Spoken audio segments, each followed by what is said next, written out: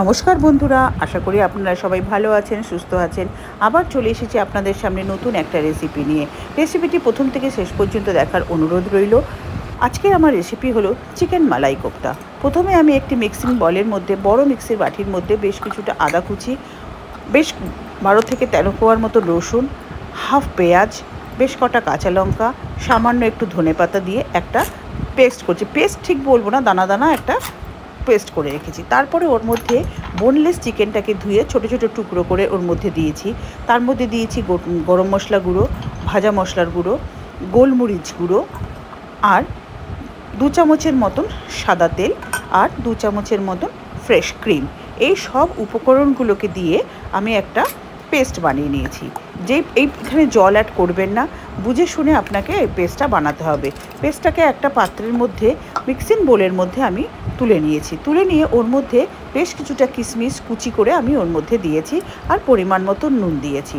সব কিছু উপকরণকে দিয়ে ভালো করে আমি মেখে নিয়েছি, এবং তার মধ্যে আমি দিয়েছি ব্রেড ক্রাম্বস। এই ব্রেড ক্রাম্বসটা আমার ঘরেই বানানো। পাউরুটিটাকে শুকনো খোলায় ভেজে গুঁড়ো করে আমি এই ব্রেড ক্রাম্বসটা বানিয়ে রাখি। দিয়ে তারপরে ওটাকে রেডি করে নিয়েছি। তারপরে ফ্রাইং প্যানের মধ্যে আমি সামান্য সাদা তেল আর একটু বাটার দিয়েছি। দুধ দিয়ে যেই বাটারটা পুরো গলে গেছে, তখন আমি ওই পেস্ট থেকে কোফতার আকারে গড়ে নিয়ে প্রত্যেকটা কোফতাকে আমি ওই তেলের মধ্যে শ্যালো ফ্রাই করে নিয়েছি। গ্যাসটাকে এই সময় আপনারা একদম কমিয়ে এই ফ্রাইটা করবেন। এই কোফতাগুলো কখনো ডিপ ফ্রাই হবে না, এটাকে শ্যালো ফ্রাই করতে হবে। এইভাবে কোফতাগুলোকে ফ্রাই করে আপনারা তুলে নেবেন, খুব ফ্রাই এটা করবেন না। হ্যাঁ, একটা কথা বলি, কিশমিশটা হচ্ছে অপশনাল, আপনারা চাইলে এর মধ্যে দিতেও পারেন, আবার নাও দিতে পারেন। তবে ব্রেড ক্রাম্বসটা যেটা আমি দিয়েছি, আপনারা চাইলে যখন চিকেনটাকে পেস্ট করেছেন তখন ওর মধ্যেও দুটো পাউরুটিকে ছিঁড়ে টুকরো করে ওর মধ্যেও দিয়ে দিতে পারেন, তাহলে আর পরে ব্রেড ক্রাম্বস না দিলেও চলবে। আমি ওই সময় ব্রেড ছিল না আমার ঘরে, তাই আমি পরে ব্রেড ক্রাম্বস মিশিয়েছি। তারপরে এইভাবে দিয়ে আমি সব কোফতাগুলোকে সুন্দর করে হালকা করে ভেজে তুলে রেখে দিয়েছি। তুলে রেখে দেওয়ার পরে তেল কিছুটা কমিয়ে রেখে ওর মধ্যে দিয়েছি আমি গোটা গরম মশলা, এলাচ, দারচিনি আর লবঙ্গ, আর দিয়েছি একটা পেঁয়াজ।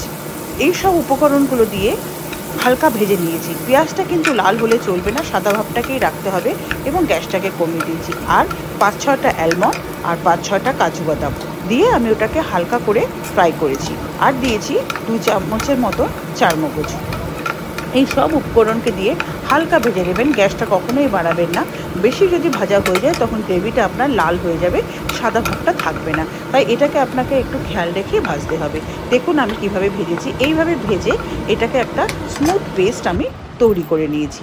তারপর কড়াইতে আবার একটু বাটার দিয়ে, যেই তেলটা আমি তুলে রেখে দিয়েছিলাম, বাটার আর তেলের মিশ্রণটা, সেটাকে ওর মধ্যে দিয়ে আমি ওই যে পেস্টটা বানিয়েছিলাম ওই পেস্টটা দিয়ে দিয়েছি। ওই পেস্টটাকে দিয়ে, যে মিক্সির বাটির মধ্যে এই পেস্টটা বানিয়েছিলাম তার মধ্যে সামান্য 2 চামচ টক দই দিয়ে, টক দইটাকে আবার একটু মিক্সিতে পেস্ট করে নিয়ে আমি দইটা ওর মধ্যে দিয়ে দিয়েছি, আর পরিমাণ মতো নুন দিয়েছি। সব কিছু উপকরণ দিয়ে মশলাটাকে হালকা করে কষিয়েছি।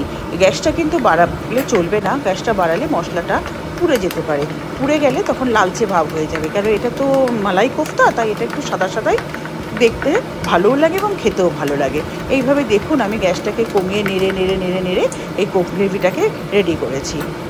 আর ওর মধ্যে তারপরে দিয়েছি বেশ কিছুটা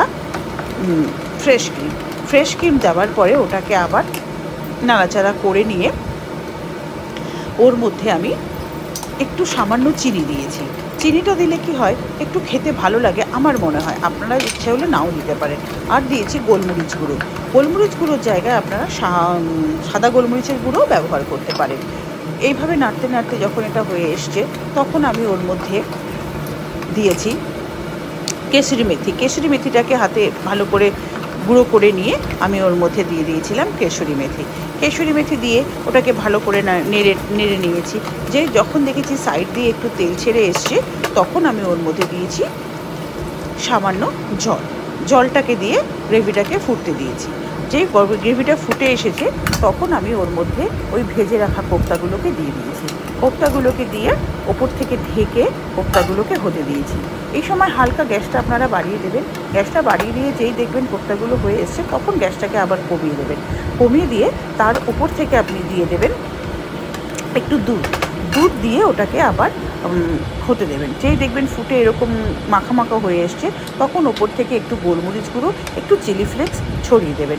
এই সব উপকরণ দিয়েই আপনি ওটাকে হতে দেবেন। যেই দেখবেন পুরো হয়ে গেছে সুন্দর, তারপরে নামানোর আগে একটু বাটার দেবেন, নিয়ে বাটার দিয়ে ওটাকে অফ করে দিয়ে কিছুক্ষণ ঢেকে রেখে দেবেন। তারপরে আপনি বাটিতে পরিবেশন করবে। এইভাবেই আমার হয়ে গেছে চিকেন মালাই কোফতা। আমার এই রেসিপিটি যদি আপনাদের ভালো লেগে থাকে, প্লিজ যারা ইউটিউব চ্যানেল থেকে দেখছেন তারা প্লিজ সাবস্ক্রাইব করবেন, কমেন্ট করবেন, লাইক করবেন। আর যারা ফেসবুক পেজ থেকে দেখছেন তারা প্লিজ শেয়ার করবেন, ফলো করবেন। ধন্যবাদ।